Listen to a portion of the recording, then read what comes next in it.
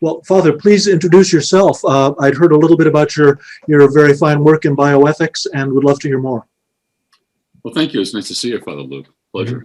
I'm Father Tom Davis. I'm a priest of the Melkite Greek Catholic Church. I'm pastor at St. Anne Melkite Catholic Church in Danbury, Connecticut.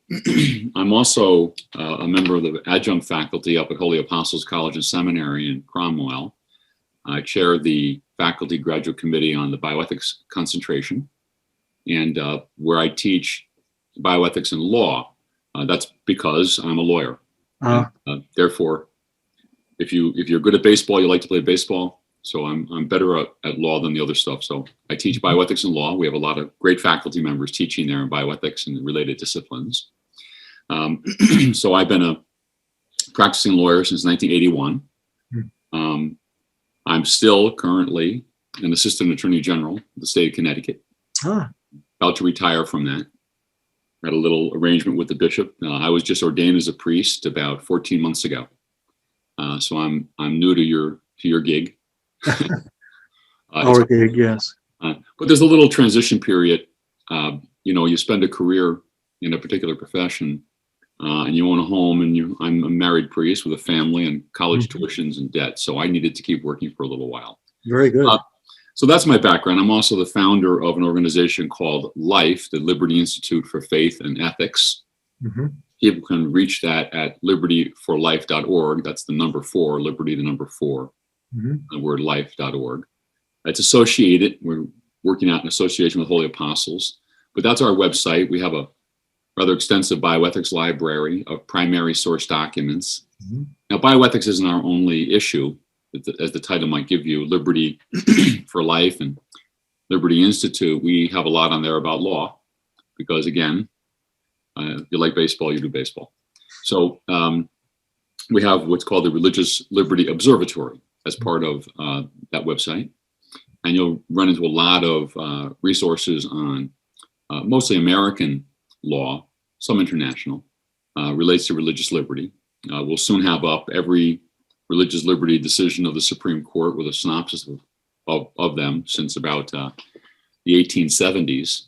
And it's a very exciting area because the interface of religious liberty and bioethical and healthcare mandates is a very hot area.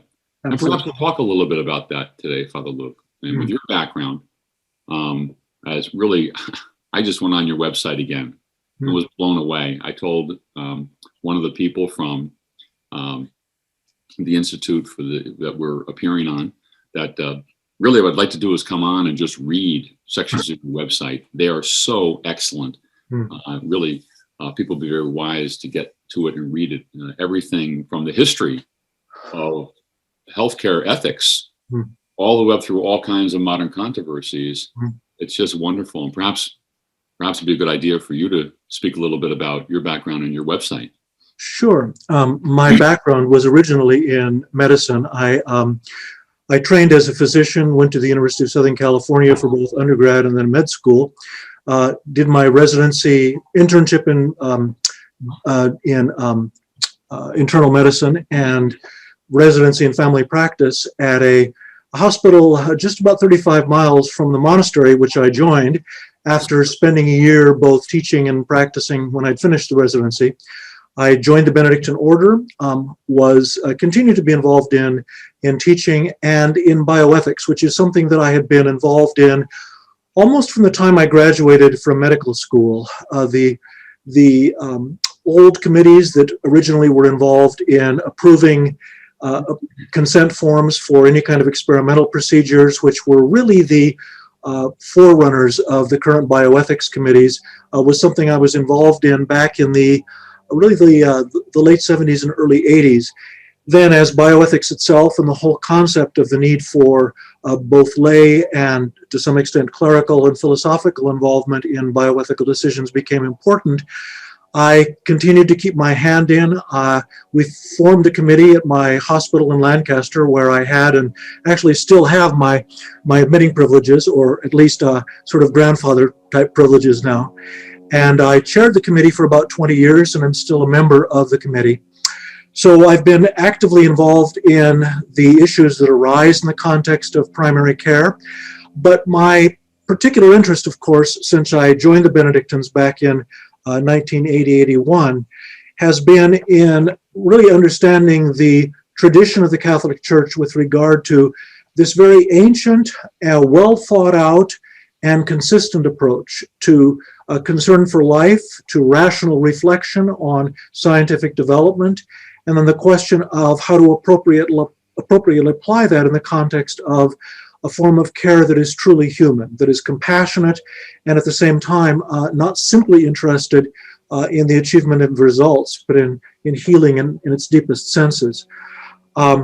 I was sent back from my monastery to do advanced work after my initial work for ordination. I went to Oxford University back in the 80s and was sent back to do my DPhil in the 90s, my PhD, and that was in patristics. I had a real interest in the origins of both the mystical prayer tradition of the Church, and of course, with my interest in bioethics, how that understanding of the human person and the historical development of the ethical tradition of the Catholic Church in particular came into being. And so from my perspective now, which is as a professor of church history and moral theology at St. John's Seminary in Camarillo, which is the seminary for the Archdiocese of Los Angeles, although we have seminarians from other dioceses as well. I teach bioethics, church history, and a number of electives connected with those subjects, whereas my real love, that's to say the area where I've been writing the most in the recent years, is in the area of mystical theology, the theology of prayer, the origins of my own monastic tradition, and the applications of that to the lives and needs of people in the parish. So all of those things kind of come together. I continue to be involved in both teaching and in doing a bit of research in the area of bioethics. I just accepted responsibility for writing a chapter for a book on healing, in which I'll be looking at a particular theologian of the 4th century who was able to take the language, imagery, and science of medicine of his day and apply it in a very spiritual way to the understanding of the healing of human souls, while at the same time, I would say, making sense of the experience of suffering. So I hope I'll be able to do a little bit of incorporation of what's been happening, especially this last year with regard to COVID, in terms of the writing that I'll be doing over the next year. So those are the principal things in which I am involved today. It's really fascinating. Two things come immediately to mind for me as you were wrapping up there. You mentioned COVID, which is a wonderful segue for us to talk about. But apparently, although I'm not quite sure why quite as hot as it is, a controversy about the vaccines. Yes, that are out there. And I think that's really something we want to discuss. But I just wanted to mention before we do that, you mentioned your great love for mystical theology and your study of prayer life. And everyone I know who's a committed Christian wishes they had more time to pray, wishes they had more time to delve into this kind of thing. But I want to just tell you a small anecdote because it reflects on medical care. I think you'd find it very interesting. I think the audience would find it interesting. Some years ago, I helped organize a white mass for then Archbishop Henry Mansell of the Archdiocese of Hartford, who's a absolutely marvelous saintly man. And I called him and said, I don't know who to have come and speak. And he said, I wanted to call somebody from Calvary Hospital, which treats incurably ill people, and really is the modern inventor of modern palliative care at Calvary Hospital. And he said, well, if you call down there, be sure to ask for Michael Brescia. He's an old friend. What did I know? I called and asked for Michael Brescia. He was the retired medical director, and he came up and gave a talk. And he told us, and this is a man who, starting in the early mid-60s, really helped develop what we call palliative care today. And that wasn't his first love. His first love was something else entirely. He is the inventor or the founder or the creator of the Brescia Semino fistula, used in so much hemodialysis all over the world, and accounts for so many millions of people surviving. Because when he first started medicine, you were in a bathtub with blood everywhere when they were doing processes on you if you needed some kind of treatment. Right. And he was out one day having lunch and took a bite of a hamburger. He's telling us the story. And the ketchup squirted out of the burger. It's happened to all of us. Usually lands in our lap. But it landed on 2 French fries that were parallel. And he immediately had the image of the fistula. Mm-hmm. And he and his friend, Dr. Semino, then developed that.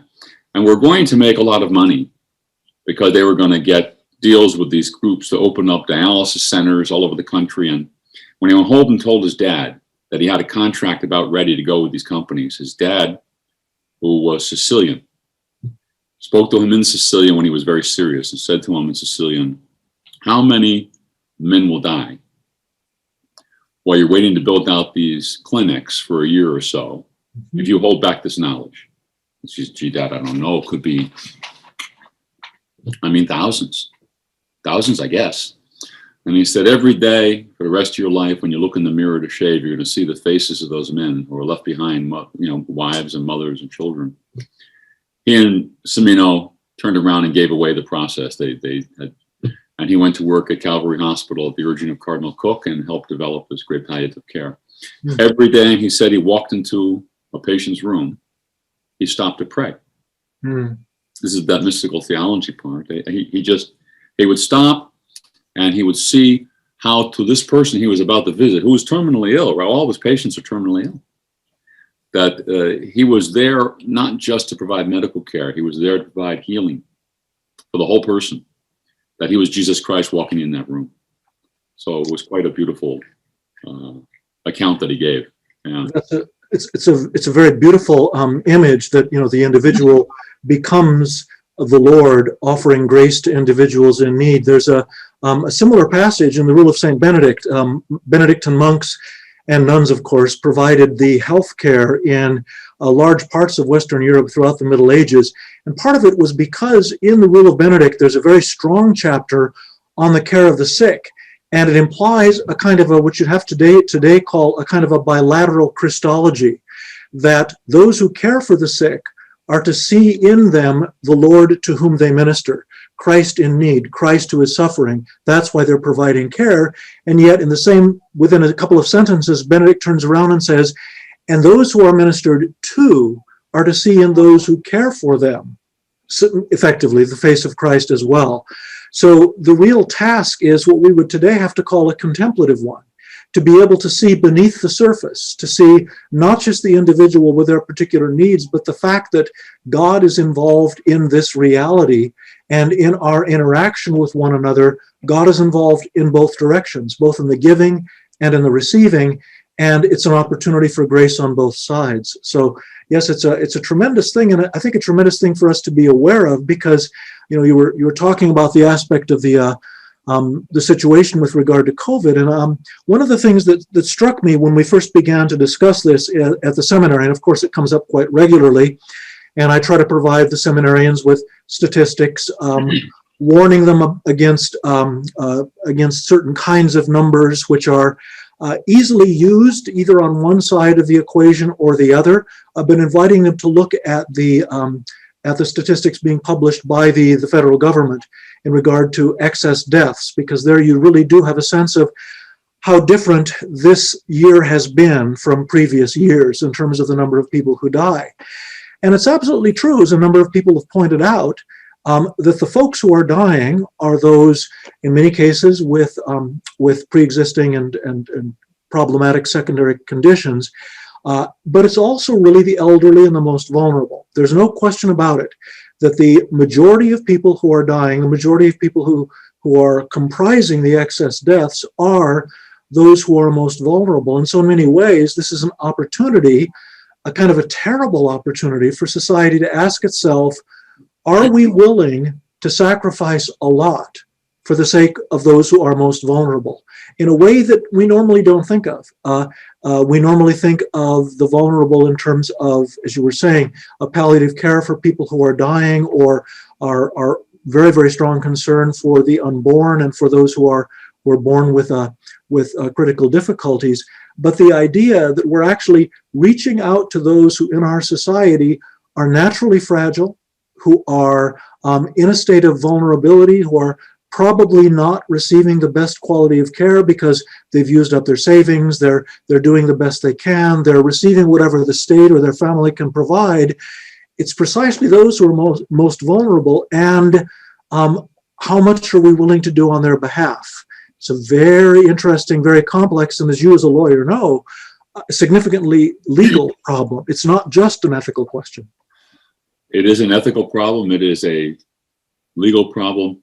And I think it's a politicized problem. And this Very is much so. the difficulty we can see. It's not just COVID. It's many things. But certainly COVID has a politicized element to it. And including, aside from questions like resource allocation and whether people will wear masks or not wear masks and all those kind of debates that go on endlessly if you're foolish enough to go down the rabbit hole on Facebook, there is a question that's been risen for many. And I see this among my own parishioners as well.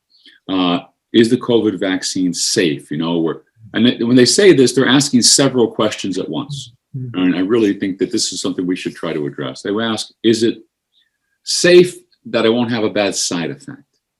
Is it safe? I'm hearing that on second dose, people are having terrible body aches and vomiting, and they can't walk well for a couple of days. These aren't life-threatening, but they're extremely unpleasant.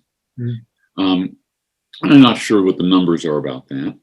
But then the other thing they ask about safe is it morally safe? This is the question that is affecting, in particular, people who have a particular strong and healthy respect for unborn life and are I don't want to use the word driven, that's too extreme a word, but are deeply concerned that respect for neonatal health can be reduced if these vaccines have some kind of illicit element to them. Right. Those questions have arisen, and perhaps we can talk about that. Sure, they certainly have arisen, and I would agree with you that the issue has become very heavily politicized, because when we think about it, we've been using vaccines for children especially, but also for adults, for many decades now. I mean, I remember when I was in school back in the first age of the world, back in the 1960s, of course, we were receiving vaccinations. And if you think about how vaccines were being created in those days, they were oftentimes either killed or hopefully killed vaccines, or in some cases attenuated. That is to say, a particular species of the virus that was not going to give you as severe a kind of a case of illness as the other. But the whole question of what you vaccinate with in order to get the body to develop the appropriate immune response was in process of development. And of course, it's much, much more sophisticated today. So the question of, is it safe from the perspective of, are the side effects likely to be very severe? Well, that's a very easy, in some ways, I think that's a fairly easy question to answer. And that is that it is much, much safer now than the kind of vaccinations that many of us had when we were young, and probably will continue to have as we grow older. But the question of moral aseity, I find fascinating, because again, people, Catholics, good Catholics, very committed Catholics, have actually not been raising the vaccine question now for several decades, despite the fact that the question of, were the tissue cultures that were used to propagate the viruses or virus parts that were necessary in order to create this vaccine, were they cultured in media that were obtained from aborted embryos or aborted fetuses? And the answer for decades has been yes, some of them are. Part of the problem is that if you're doing science in a laboratory and you want to prove that your results are accurate, you have to use the same sorts of materials as are available in other laboratories. There has to be a standardization. So what's on your shelf is also the same stuff as what's on somebody else's shelf. Otherwise, your data means nothing. Otherwise, it's just what you do in your lab and no one else can reproduce it. And the tragic problem is that some of the stuff that is on the shelves of the people who did this research does in fact come from materials that was originally derived from aborted fetuses. The precise question of the nature, was it a spontaneous abortion? Was it a surgical abortion? It's been rather obscure. In some cases, the history of that is difficult to work out. But in fact, some of the lines probably do come from abortions, in the sense of someone who destroyed the life of their unborn child, and tissue from that unborn child was used to create the material, not from which the vaccine itself is derived, but to create the medium in which the viruses were grown. Having said that, Rome has been abundantly clear. Catholic moral theologians have looked at this issue repeatedly over the last decade and a half, and the answer on the part of the magisterium has been crystal clear. Yes, it's regrettable. We should do everything we can to try to not use these cell lines, but because of the serious nature of the danger of acquiring the diseases, especially in children, or especially for the vulnerable now, it is licit for Catholics to use this.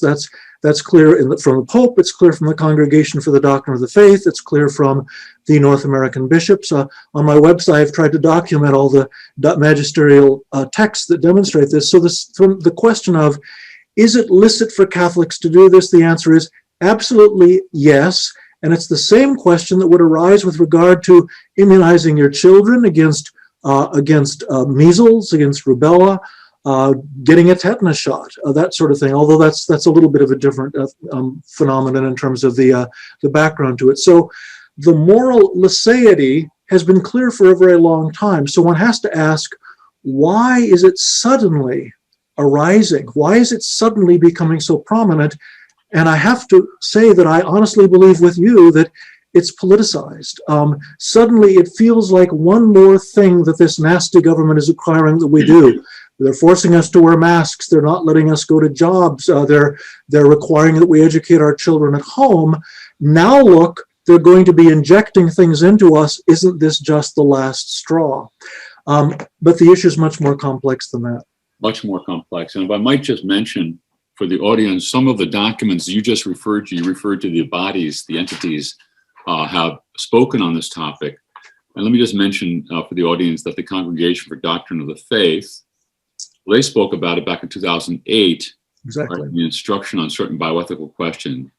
And that's in paragraphs 35, 36, 37. But anyway, that's all available on the Holy See's website. You can find, for people who are interested, there's a link for the Roman Curia, and you click on that, and you can pick the Congregation for Doctrine of the Faith and go to their documents and find the document called Instruction on Certain Bioethical Questions, at least in English. That's the name of the document. Mm-hmm. And you'll also find some excellent resources. The United States Conference of Catholic Bishops recently summarized all of this, and many other statements coming out of various dicasteries and Pontifical Academy of Life and so forth.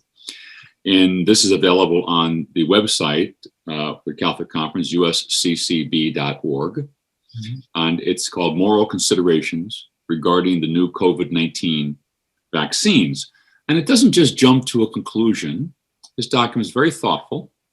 Points out, as you mentioned, Father, the urgency for faithful, committed, ethically sound people to encourage the development of vaccines and all kinds of healthcare interventions that aren't tainted by what is called, in a very broad category, cooperation with evil. Now, that's a very scary term, the way it's presented, in the tradition of the church, cooperation with evil. But the reason it's phrased that way is because it is about a virtuous person concerned about giving license to evil or encouraging evil, which can be scandal as well. And we can talk about that, I hope to, in a few minutes. But in addition to mentioning those documents and those resources, you mentioned some questions about various cell lines. And I wanted to just alert people that we have some excellent material on your website from Father Nicanor Straiko, who's done a fabulous job in assembling the specific data about these particular cell lines. The principal ones are called WI38, MRC5, and those aren't really involved in the current COVID issue.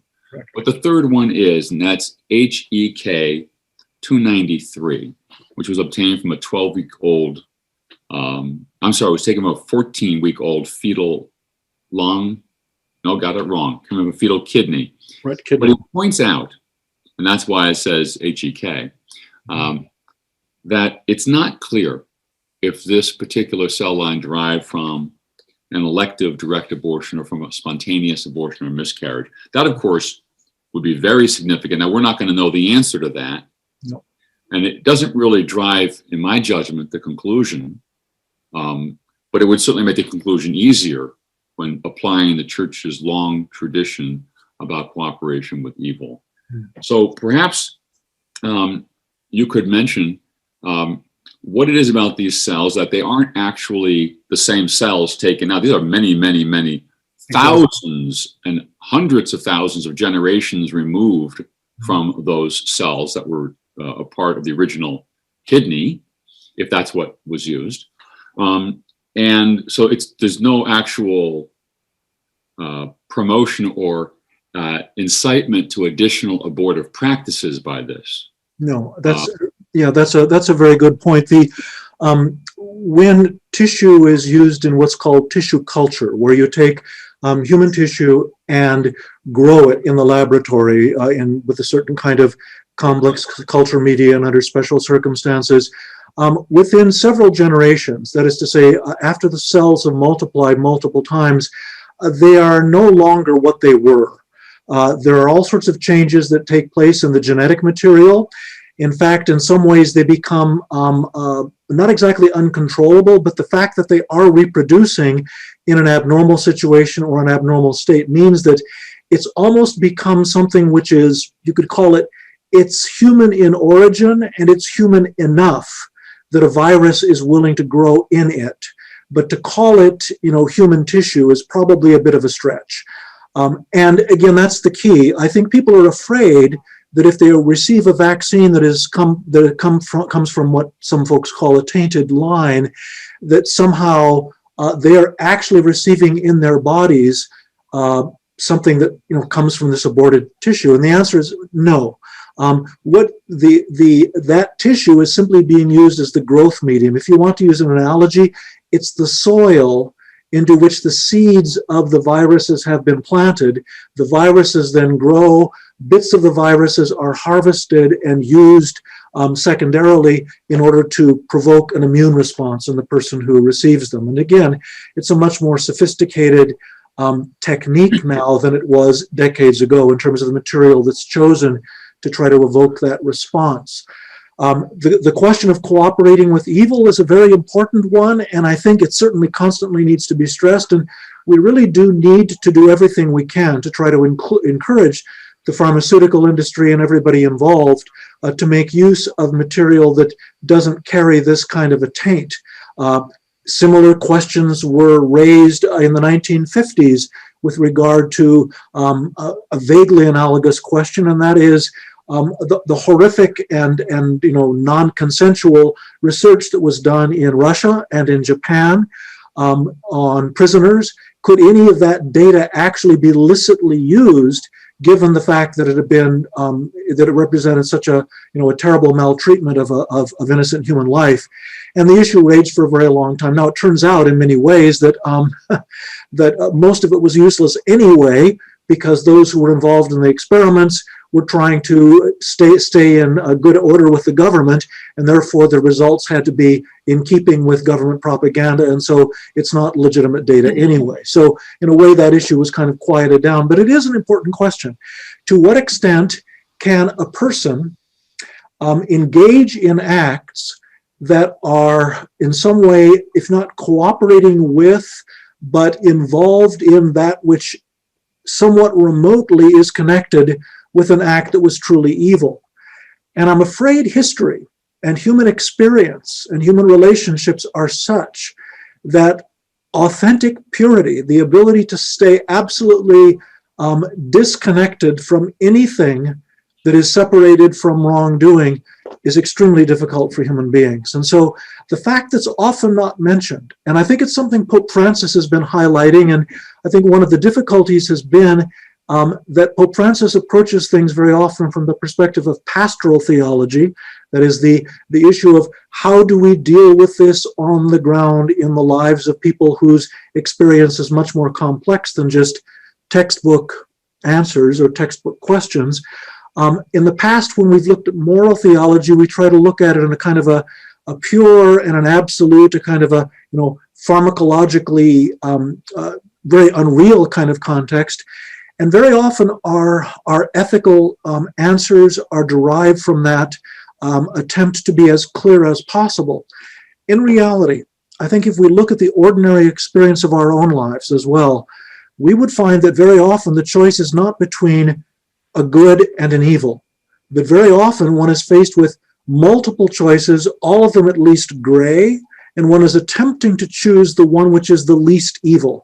That makes people very uncomfortable, but it's something that actually Pope Benedict was willing to confront and point out that this is where many of us live. And so with regard to the question of the vaccine, even at its worst, it's a question of trying to choose the lesser evil, a choice that all of us are being called upon to make probably every day if we're honest about it. Yeah, so we have the cooperation with evil and the reality of evil intermingled throughout the world and in everything we encounter pretty much.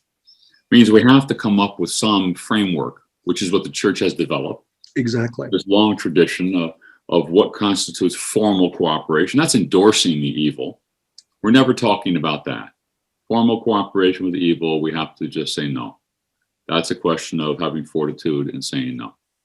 But we have more remote, as you're mentioning, more remote activity. Today, we have 3 primary vaccines that people are talking about, at least in the US. Right? We have Moderna and we have Pfizer, which don't use any of the HEK 293 in the actual creation of the vaccine. Yeah, the mRNA vaccine. Media with some of those cell lines derived from that, all those generations later in testing.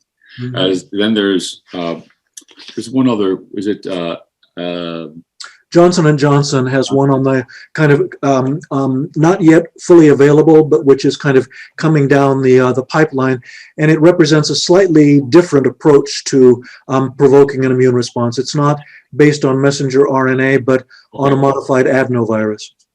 So certainly with respect to the Pfizer and Moderna, we can say with confidence that in the actual vaccine itself, there are not these fetal cell lines from the HEK 293 used. So that would be a reason to prefer that particular vaccine over one that used that in the actual vaccine.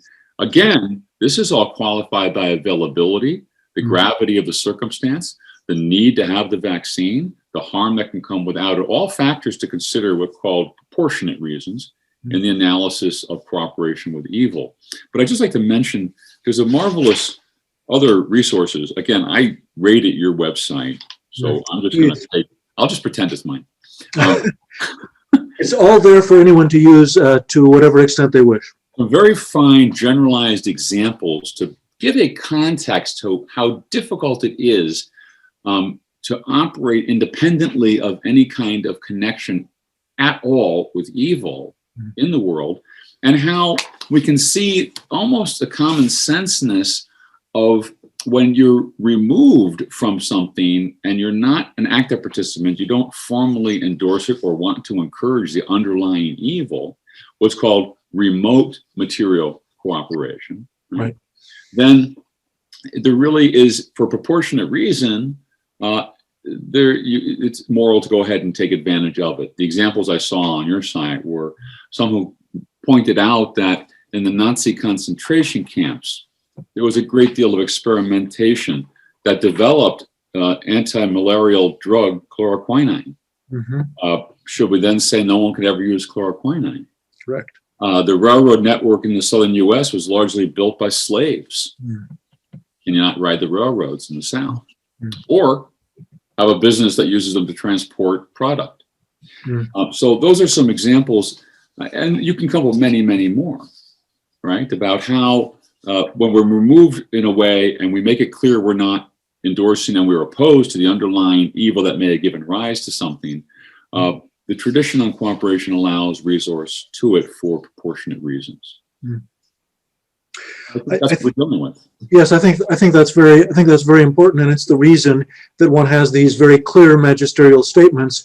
And I think again the question, or the intriguing question, is, why has it become such a burning issue for people today?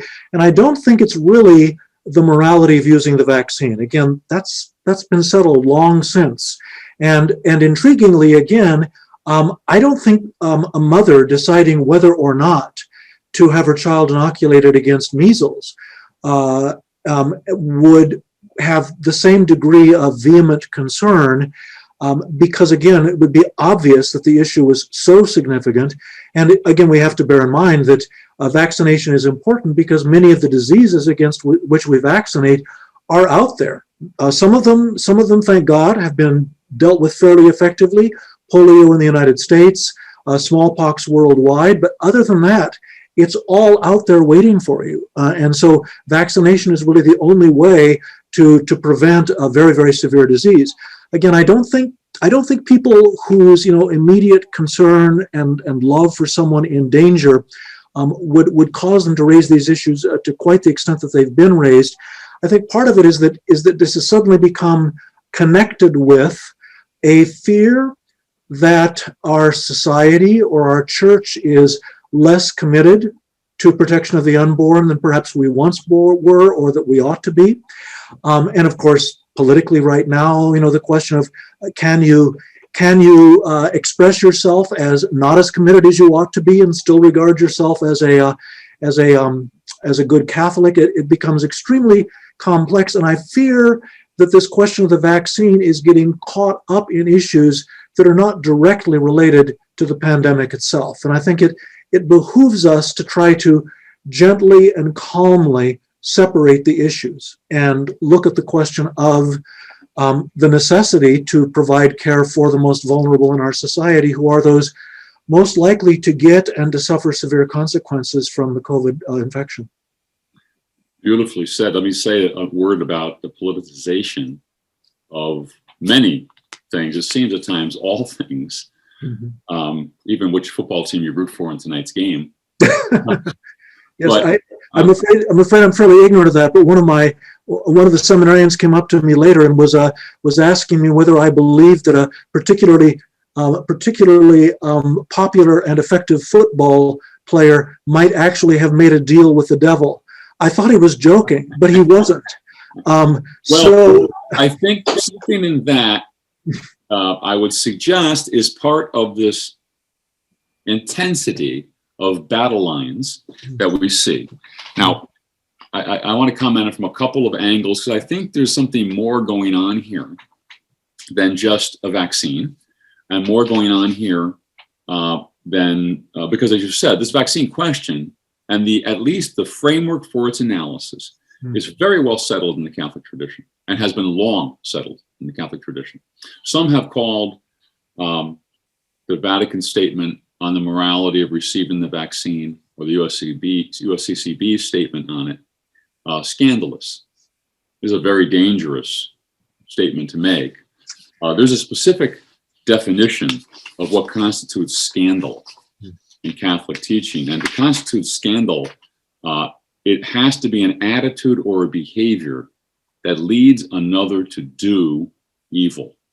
That's absolute essential, and it can become a grave offense if you deliberately lead another to grave evil.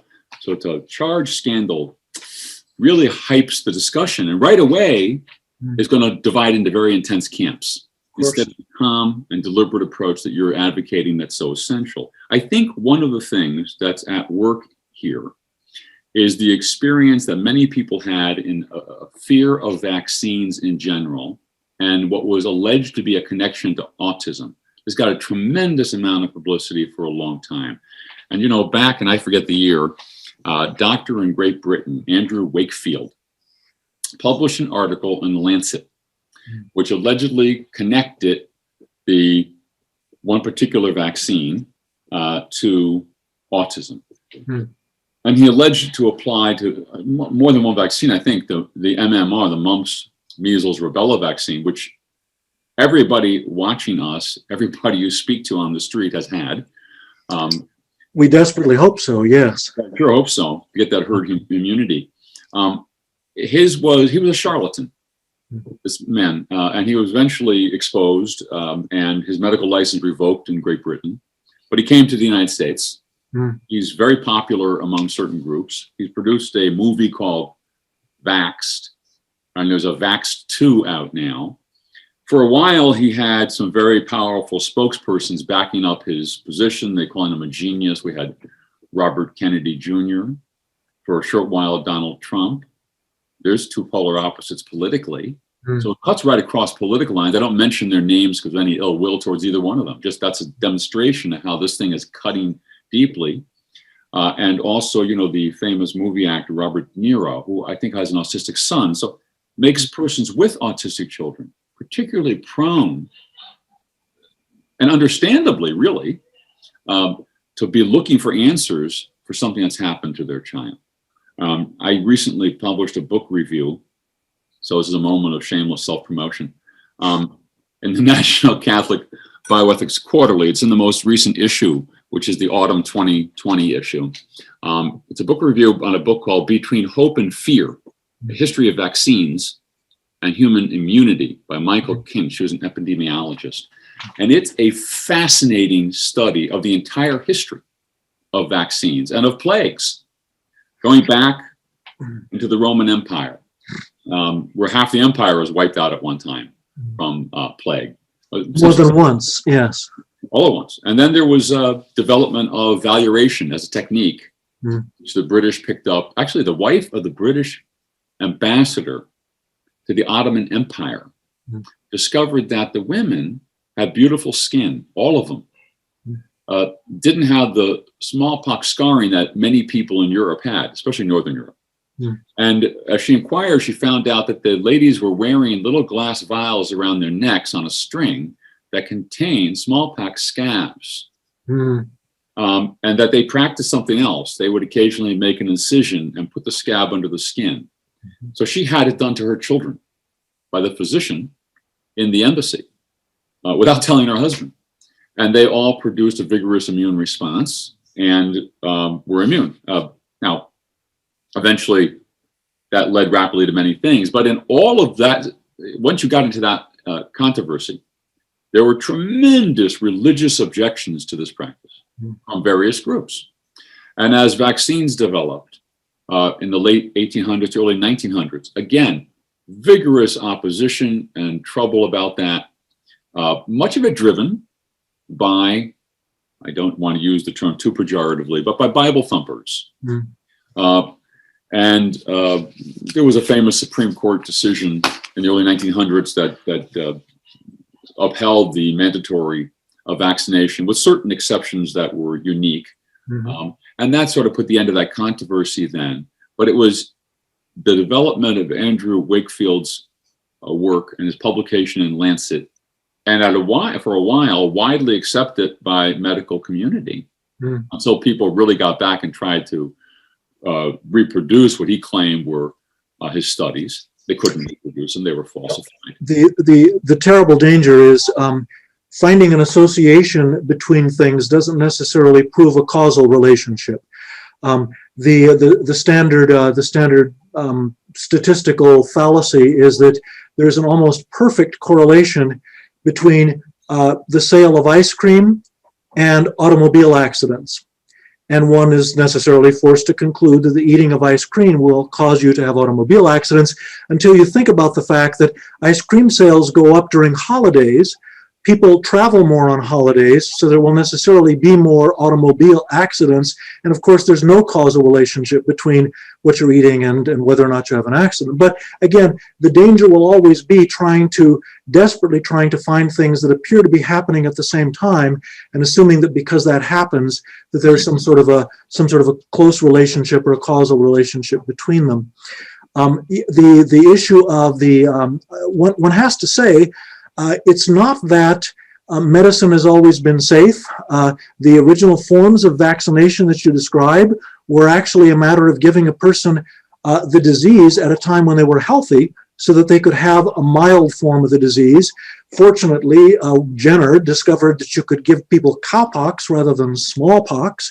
It was a different illness, much, much milder, and they would have immunity to smallpox. So there was a gradual growing edge to it, and one has to admit that there does seem to have been one instance in the history of vaccinations in the not too remote past where one of the flu vaccines had an increased incidence of Guillain-Barré syndrome. Again, it's not just a question of a statistical relationship. The medical community generally admits that this did happen, and part of the reason is that Guillain-Barré is an illness in which the body's immune system attacks the nervous system, and the material that was being injected into people was grown in nerve tissue. So one could have predicted, or one ought to have thought about the fact that this issue could have arisen. Now, having said that, if you look at the actual incidence of Guillain-Barré, it's extremely small. And the incidence, the increase in its incidence was also very, very small. It was measurable, it was extant, but it's not as if this was a major side effect or something that afflicted many, many people. So I think one has to say from the standpoint of medicine, there can occasionally be side effects. But when one says today, the likelihood of a significant side effect is extremely small, one is saying this truthfully. One is saying it on the basis of studies that have been done with really living, breathing human beings. I've had my first dose of the Pfizer, and I'll be getting my next one on Thursday. I may ask if they do it in the other arm, but I'm not looking forward to being particularly disabled the next days afterwards. And again, I think one has to admit that progress has been made. The likelihood of side effects is extremely small. Can there be an incidence of pain in one's arm? Maybe some very slight symptoms, but then again, one also has to bear in mind that the word symptom refers to a subjective experience. And if I'm expecting an experience, I'm much more likely to rate something that happens to me as being a result of what just happened to me the day before. I think the reality is, yes, the vaccine is very safe.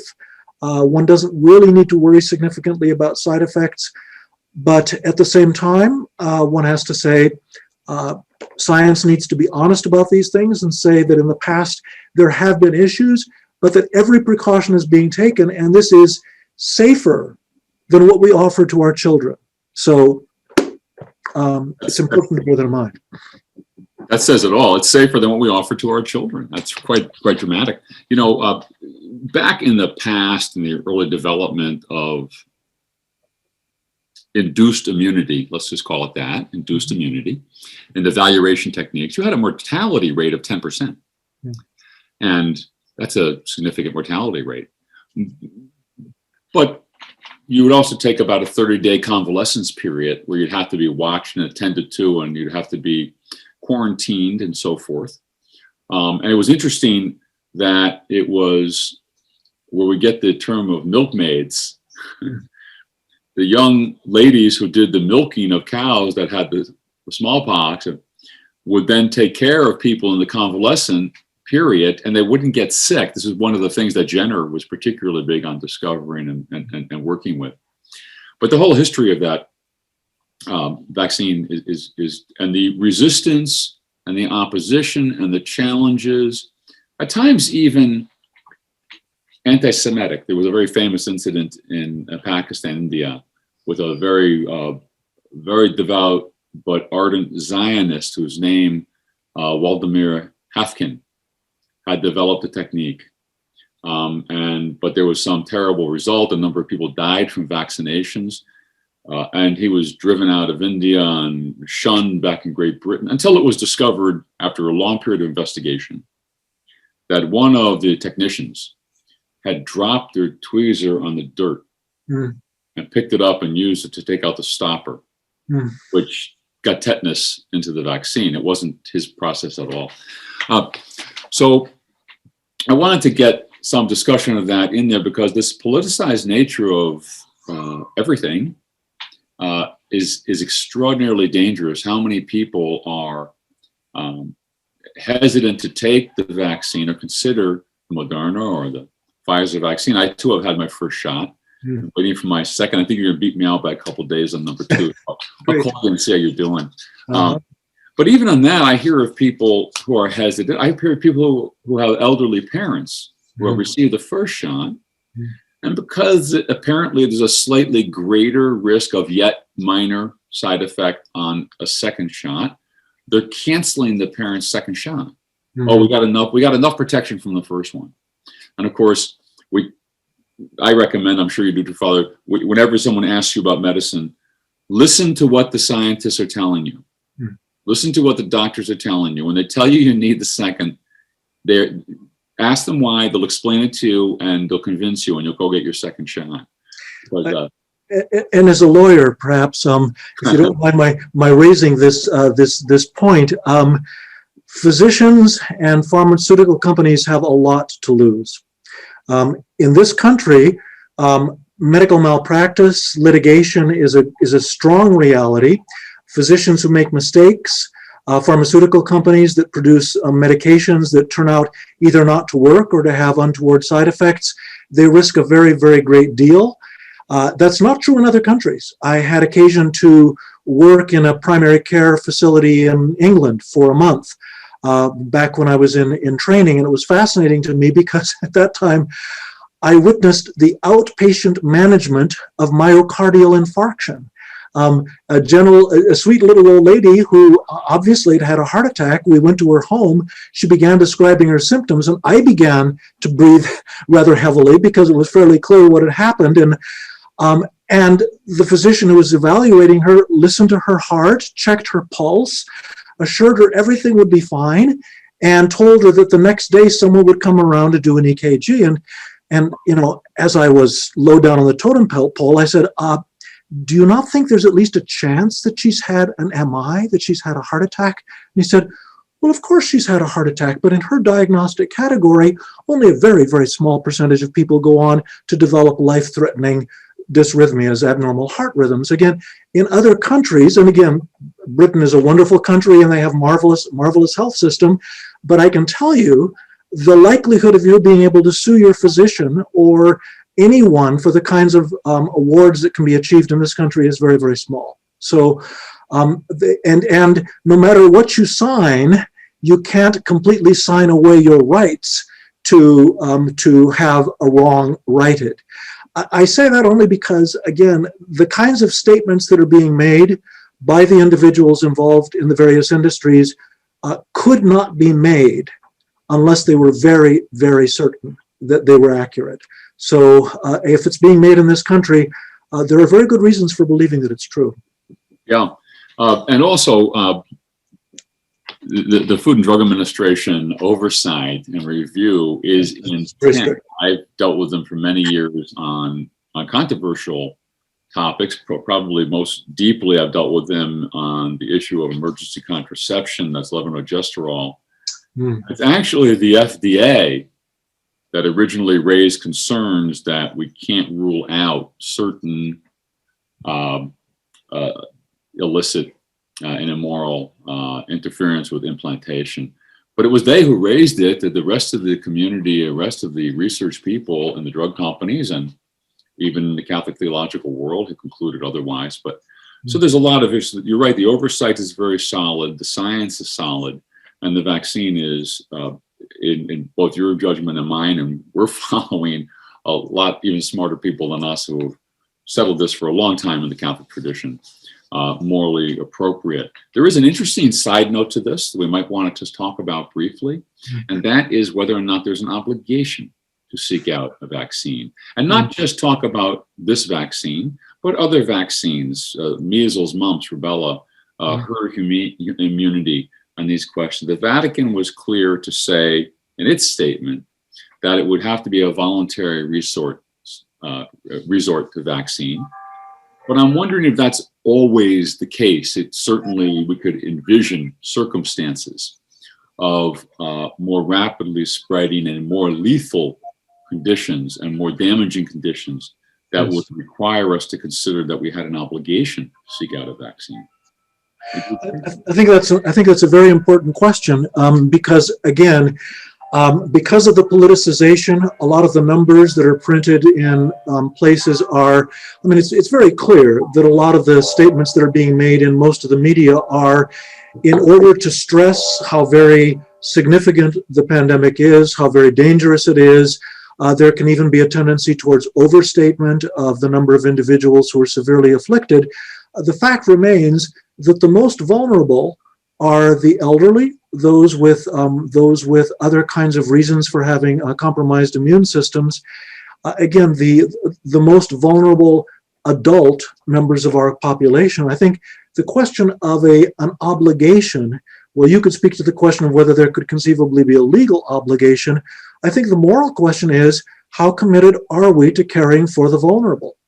The very people who raise the question of, is the immunization licit from the perspective of our concern for the vulnerable unborn, need also to ask the question, how concerned are we for those who might die much earlier than they otherwise would, who otherwise would have perhaps months or years of effective lives, of interacting with their families, of experiencing a certain amount of joy?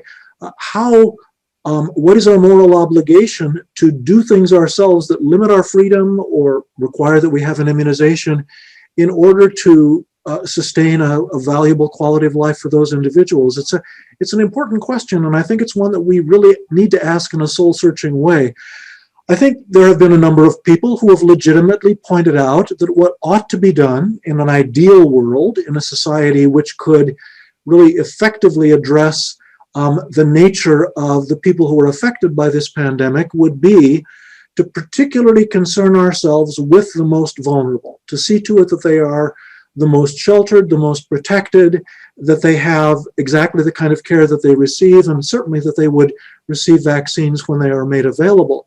The problem we face sociologically in this country is that those are precisely the people who are most likely not to be able to receive that kind of care because they're in extended care facilities.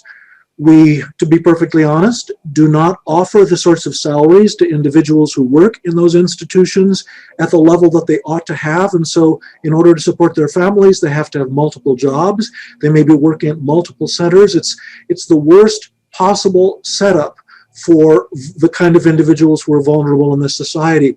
To successfully address this, we would have to sink huge amounts of our resources into care for the elderly and for those who are severely disabled. And I think the moral question we need to ask ourselves is, are we willing to do that? Very serious question.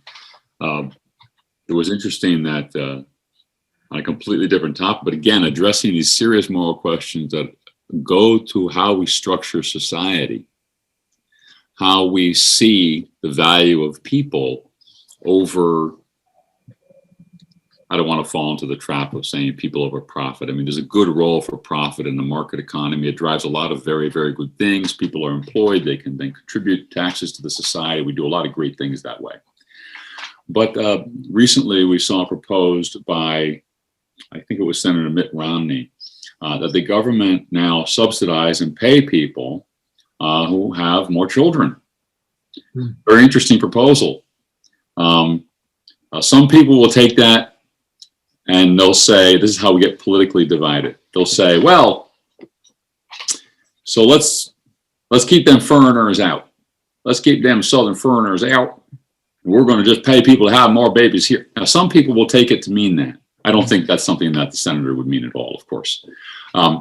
Others would say, why should I have to subsidize somebody else's kids? I don't want to be involved in that.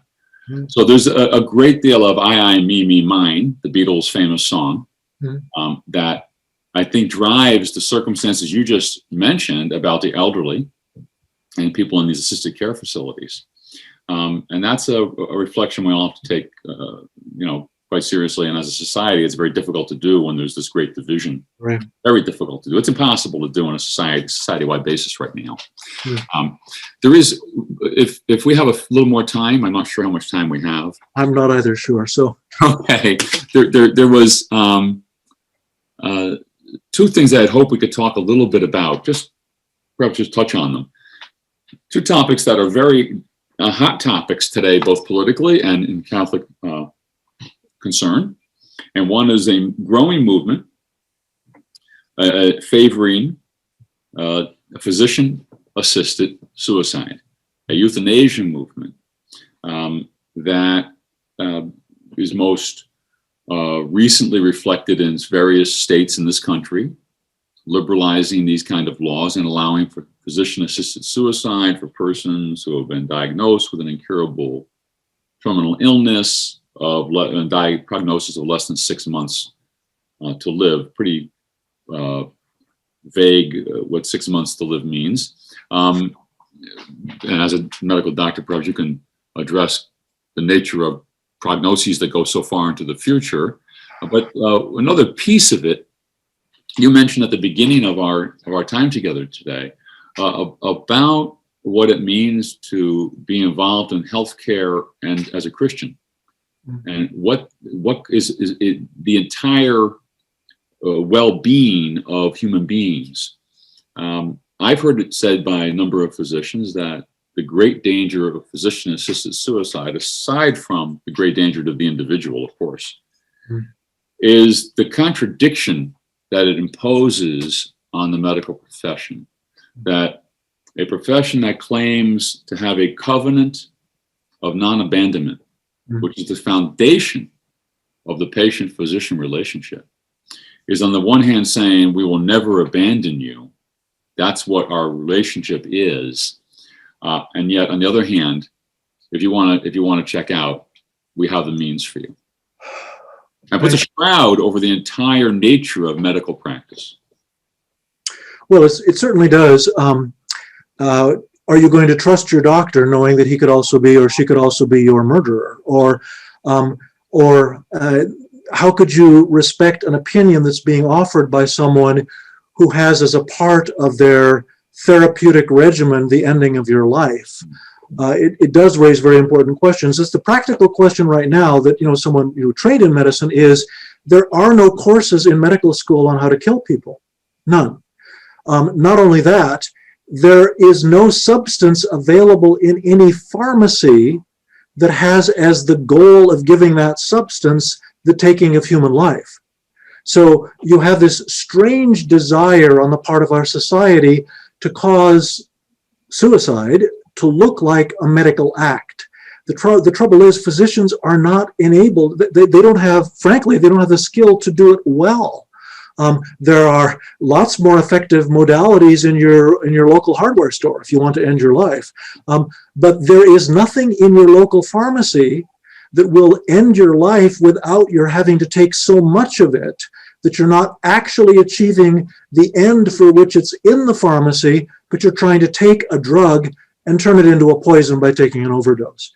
And the study of the drugs that are used in physician-assisted suicide, which are not created in any orthodox medical pharmacological context, but are simply dreamed up by people with varying degrees of interest and often varying degrees of competency, are bizarre. Again, you take a drug and you simply offer a person 10 times the amount that you'd normally give, or literally, and this is not an exaggeration, 100 times the amount. Well, there are substances available that could be taken in minute quantities that would cause death. So there's this very peculiar desire to want physician-assisted suicide to look like a medical act that therefore makes it rationalizable. You can say, well, it must be okay because the medical establishment is using it, when in fact, physicians are the least qualified in many ways to end life quickly.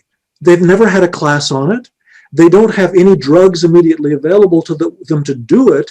So effectively, they'll have to try to take something they have and use it in a way they weren't trained to use it. Again, it's bizarre. There's a very fine bioethicist I know in Orange County whose father said, well, why didn't you have like truck driver assisted suicide? That would be much more effective, much more immediate. It's just that it would be messy, and physician assisted suicide sounds like it's more okay.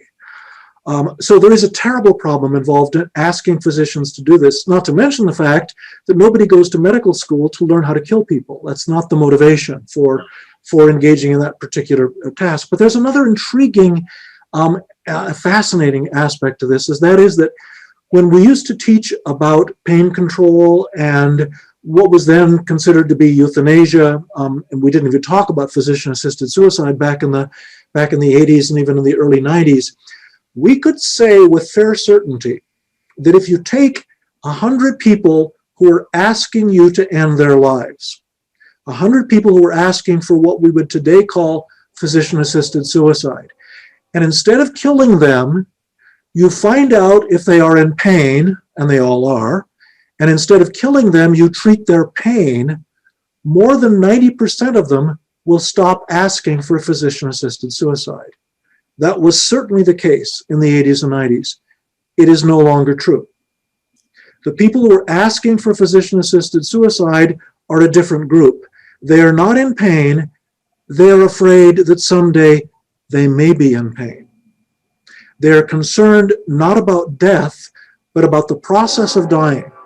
They're concerned about the possibility that dying, or even just limitation of the things that I can do now, or in some cases, and this is the most, I think it is literally scandalous aspect of it, is that you can have people who ask for physician-assisted suicide because they are afraid they will be a burden.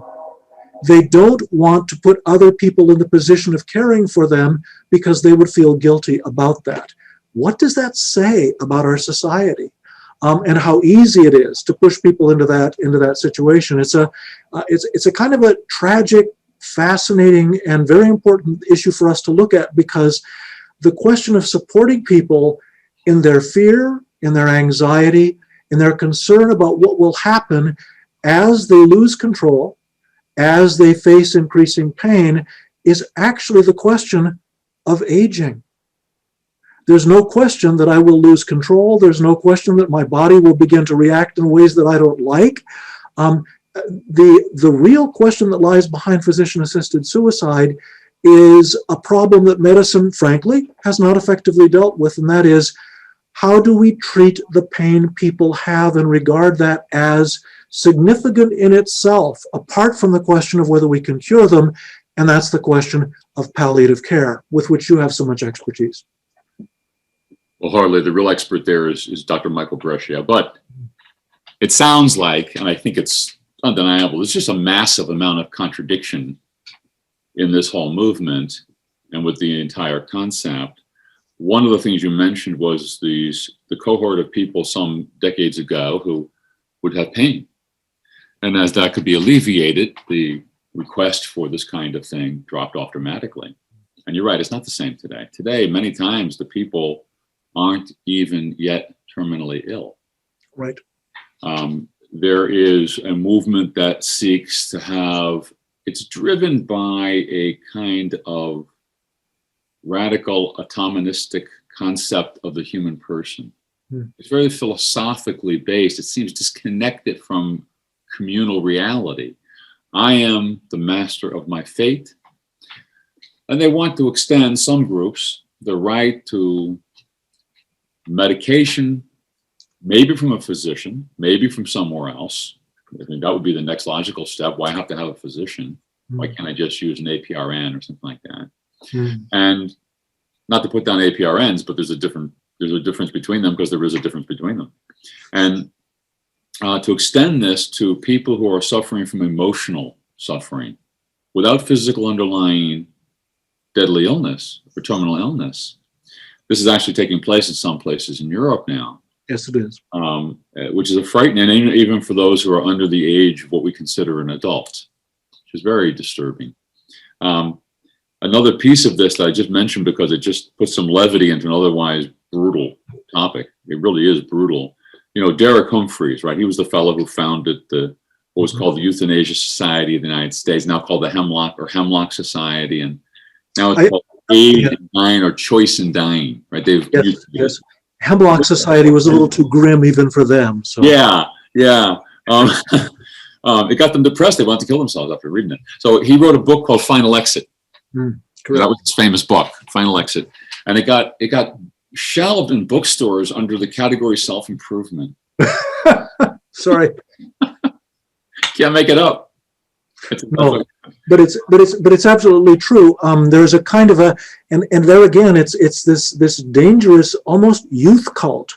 I imagine that I don't want to have to deal with looking like anything other than the perfect image of what I think a human being is supposed to be. And one of the things that's ignored in that, autonomy and that movement for autonomy is a certain kind of wisdom that we find especially articulated by St. Thomas Aquinas in his discussion of suicide. He points out that it's not only a sort of a double sin with regard to the murder of the individual, because I am killing, I am willingly consenting to murder as well, so two responsibilities for death. But there's a third dimension that's often neglected, and that is I am harming my community by doing this. And one thinks, oh, well, that's metaphysical. Why should my community be harmed? If you've ever counseled or had to do with family members who have lost someone to suicide, especially the individual who found that person's body, you know that leaves a scar that will stay with that person for life. It will not go away. It is experienced by the individual as an abuse, as an act of violence directed against them. It takes a long time for them to even imagine that they have the right to experience that is in any way an acceptable response to what's happened. But frankly, it's universal. One of the big cases a number of years ago of an individual whose family was pushing for allowing her discontinuing of nutrition and hydration, although she was in a persistent vegetative state, was Nancy Kruzak. The case went to the Supreme Court. The family was given permission. A long video documentary was done, sympathizing with the family, even filming her on the day of her death, and emphasizing indeed the suffering that the family had been going through rather than the individual themselves. What's almost never talked about in terms of the death of Nancy Kruzak, because the primary spokesperson for the videos was her father, was that several years later, her father hanged himself in the garage. Again, the family is harmed, the people who care for someone is harmed in a way that is irreparable and which is not changed by the intention of the individual intending to end their lives. Whether they have a going away party or talk about, come share with me my joy and saying goodbye to the world, whatever that may be, it will not change what it does to the world around one. And as Catholics, I think that's something we have to be aware of. My life is not my own. I'm the steward, not the owner of my life. And what I do with my life affects not only me and my relationship with God, but those around me and those with whom I will be spending eternity, God willing. For whom the bell tolls. Really. So very interesting. Let me just comment. I think maybe we'll wrap up then, but this is not in any way to denigrate or to not recognize that there are cases of people who are in terrible suffering and people who are extremely ill. They are terminal. They are disabled. But it's true that today we have the modalities to manage those things. The person does not experience excessive pain. No one should ever be experiencing excessive pain because of terminal illness. There's many interventions now that can alleviate that, even to the point, if it's essential, if it's necessary, to having the person induced into sleep state where they won't be experiencing it. That's an important point to make. It is, and I think from the perspective of sacramental theology, one can point out that the Church wisely makes the sacrament of penance and anointing, the sacrament of anointing of the sick available, and consciousness is not required. Again, we have a sacrament that specifically consecrates the state of an individual who does not have to be fully aware of what's happening, and the effect of the sacrament remains. There's an awareness in our metaphysical sacramental tradition that there is a ministry that can be offered to individuals, and there is no obligation to be conscious as one dies. I think that's sometimes a mistake that some Catholics make. They think, and interestingly, it's generally those who are not in pain that seem to indicate that other people ought to be offering their suffering up to the Lord, that, you know, somehow I need to be offering it up at the last moments of my life. Well, our tradition is very clear that a person is not required to bear any more pain than they wish to bear, and that God's expectation is that we give our lives over to God, not necessarily that we deliberately undertake suffering, and certainly not that we expect someone else to suffer because we think it might take a little time off their stay in purgatory. Right. Well, you know, back in 1980, the congregation, CDF, released the Declaration on Euthanasia. Correct. It's a very good document, very solid document, recommended highly. More recently, the prefect wrote an absolutely outstanding document on the care of persons who are terminally ill. Correct. This is on the Vatican website. It's one of the finest things I've ever read about end-of-life interventions. And it counsels, by the way, that in the event of someone who is going to seek out euthanasia, the role of a Catholic priest called to that person is to persuade them otherwise. And to not be present at the time a person does such a thing. Because there was a controversy about a bishop in Italy who said he would hold their hand, even while trying to talk them out of it at the moment of the taking the medication. That's simply not acceptable. But you mentioned the case of Nancy Beth Kruzak. Boy, we could talk for hours on that because I'm a lawyer. It's a big case.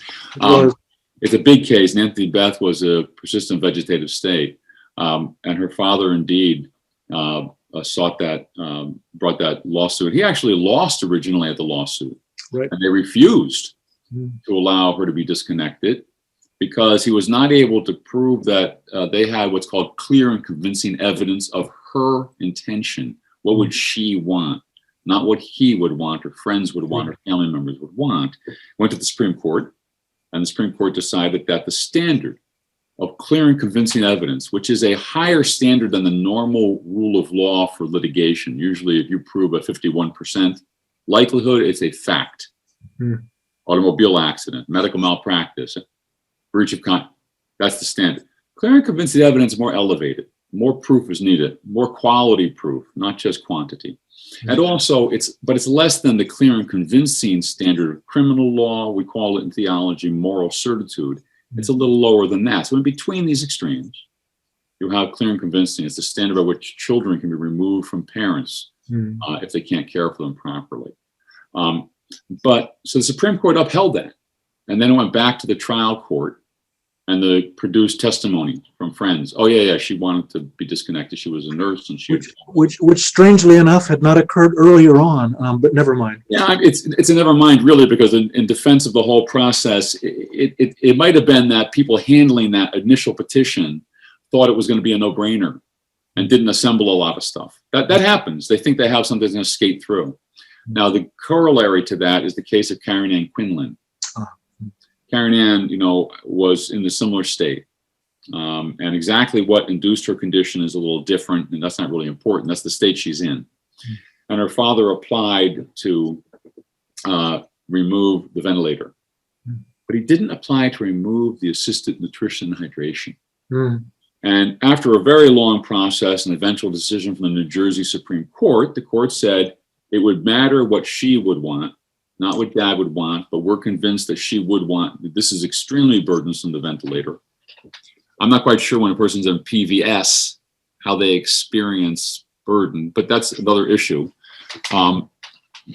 So the ventilator was disconnected, and Karen Ann Quinlan lived for another decade. Correct. She just breathed spontaneously to everyone's surprise. And when the father was asked in a very famous interview, after she finally died, well, why didn't you take the feeding tube off? His answer was, well, I'm not going to starve my daughter to death. And indeed, there have been some neurological studies. They're very expensive. They require lots of research money in order to simply do the test, but they've been a little bit alarming, and the results have been published in the New England Journal of Medicine, so this is not fringe science. that for people who are correctly diagnosed, that is to say, according to the accepted criteria, as being in a persistent vegetative state, there is evidence that up to 20% of them may have some perception of their surroundings. And some of them are even capable of understanding language, even though they're not capable of formulating words. Some specific texts about speaking to them, asking for a response, watching what part of the brain lights up as the response is offered. The received wisdom in the past has been that someone in that state had no capacity for language or thought, and therefore, as you said, would not be capable of experiencing pain. That cannot be taken for granted now, and indeed, it sort of vindicates the approach of the Congregation for the Doctrine of the Faith, that these people are not dying, they are profoundly disabled and ought to be treated as disabled individuals. I think the study you're talking about was the people who were asked to visualize tennis, yeah. And stunning result that came from that, so that the traditional definition of PVS would still apply, however. It's the traditional definition, which raises the whole dilemma you're suggesting. They have no behavioral response to external stimuli or the environment. No behavioral response. But now there are new methods being developed to study a response occurring without us seeing the response, but it's still behavioral if the brain is activated in that way that's suggested by that study. So it's quite a fascinating area. It's going to take a lot more study. It certainly will. Although I would say, if a person can respond to the command, imagine you were striking a tennis ball with your right hand holding the racket. It's hard for me to imagine that person isn't capable of experiencing thirst. Right. Excellent point. And I think there's also work I saw on your website, I've seen it before, of Alan Schulman's research about this topic. Another time we should get together and talk about IVF, which is a very difficult topic to bring up with people and talk about. It's really, to me, now as a pastor, as a person who gets involved in bioethics, the single most difficult topic to address. I'm sure. But almost everybody you're talking to, it comes up because they're somehow involved in it. And it's very emotional. And it's driven by a tremendously beautiful desire to have children. But there are questions. Yeah. It's also driven by the fact that in OBGYN residencies these days, in vitro fertilization is the treatment for infertility. In the past, you would actually try to treat infertility and make the person fertile. That's not necessarily the immediate go-to approach these days. Well, one is quite profitable, isn't it?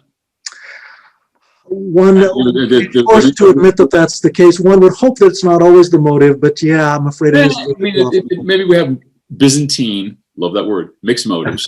But you know, in Connecticut, we had a case where they implanted the wrong embryo in the wrong woman. Oh, wonderful. But this was a center that provided financing. The way you would get a financing deal when you buy a car, you know, at a low rate with balloon rate, loop up to 5 years.